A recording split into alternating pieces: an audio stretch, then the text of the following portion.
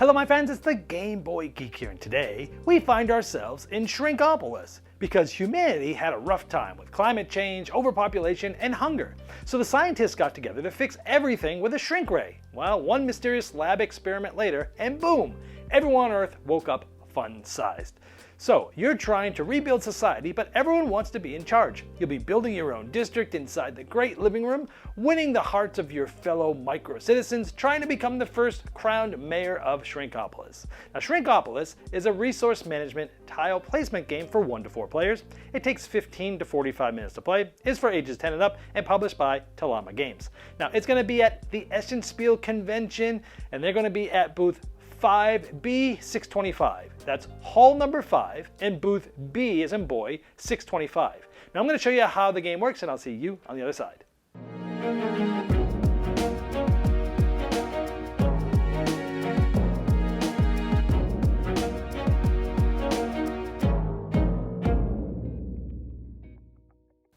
Shrinkopolis is played over 5 rounds, and each player is building their own district inside of the great living room with all sorts of different types of cards, and you're trying to link things together to get you the most points in the end to become the mayor at the end of the game.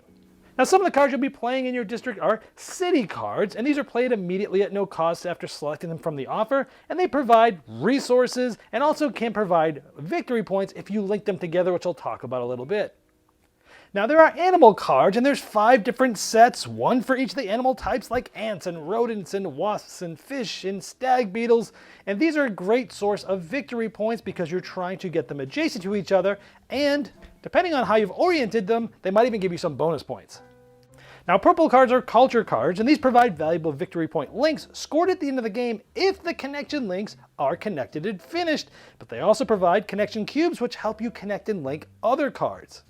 And there are tool cards, and they provide you with a special once per turn ability when you get them. There's different tools you can get, like the glue, the scissors, or the paintbrush, and they do all different things.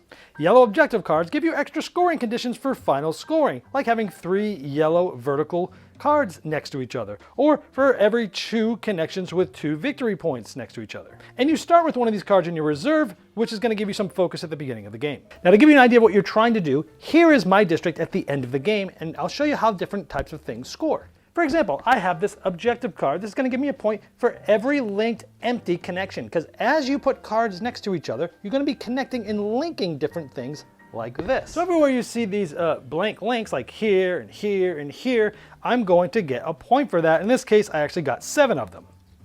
And this objective is going to get me 2 points for every linked to culture. So we have one here, we have one here, so that's 4 points. Some tool cards, like these 3, will just give you points, like 3, 3, and 4 for 10 points.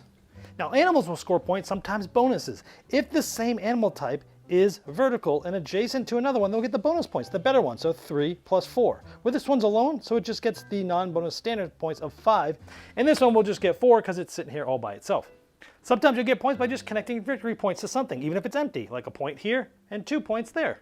Now each game is going to have some design cards. These are public goals in the game, and they're split up into 2 types, A's and B's, and so these are the A's.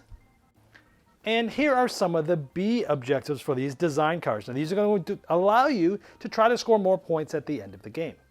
Now in this case, the A1 will give you 4 or 2 points if you have the most or second most of links between tool and animal cards, and this one will get you 6 points if you make a square or a rectangle of at least 4 cards.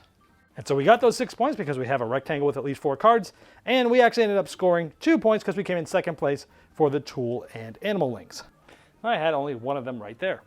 So now you know what you're trying to do, build your district, link things together for different types of points. Let's show you how you go about building this and how the game plays.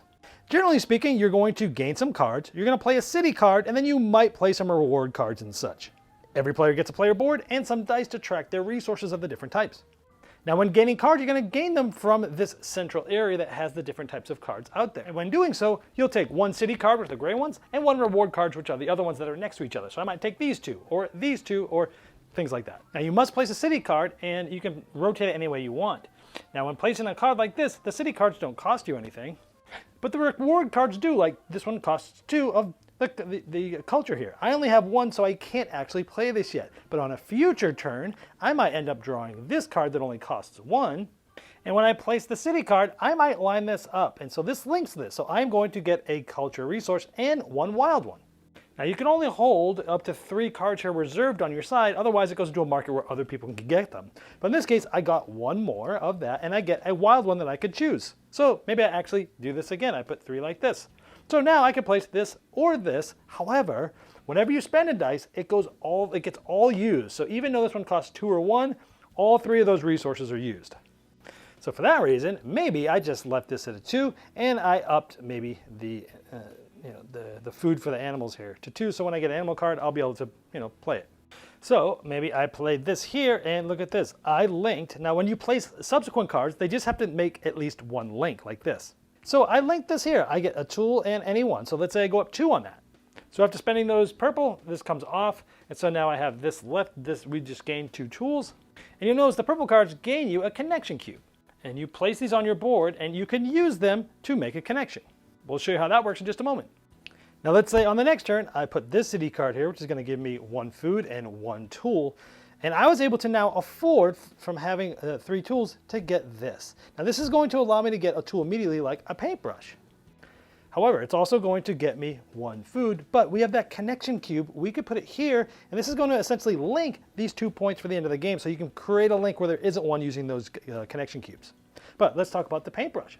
Now that's one of the 3 special tiles you get to get. You can have at most 1 of each of these. Now you can use these tokens once per turn. They'll end up flipping back over at the end of your turn, so you can use it next turn, but they do different things. Like the paintbrush, you can buy a card with a die of a different color. Or the scissors. When buying cards, you can subtract the cost from the resource die and keep the remaining, where normally it's all used.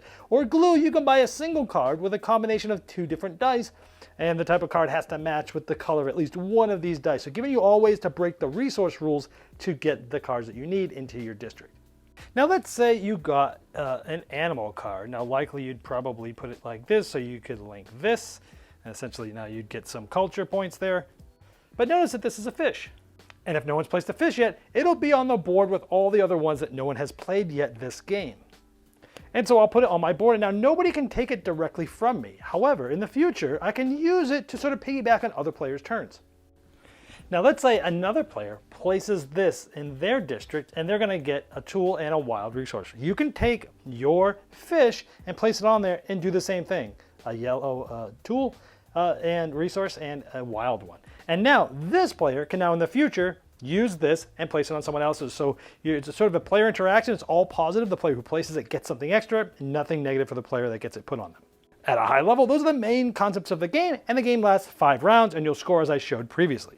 In addition to the main way to play as I showed, there's also a solo game, there's a cooperative and team variant, and there's a campaign module with multiple missions. Well, there's Shrinkopolis, and as I showed in the overview, you're trying to become the mayor of Shrinkopolis by building your city better than everyone, by linking together food for animals and art for culture cards, and utilizing tools at the right time, and you'll be earning points from reward cards and public and personal goals. Now, the game is going to be at the Essen Spiele convention in Germany at booth 5B625. That's hall number 5 and booth B, as in boy, 625. And I'm sure that Talama Games would love to see you there.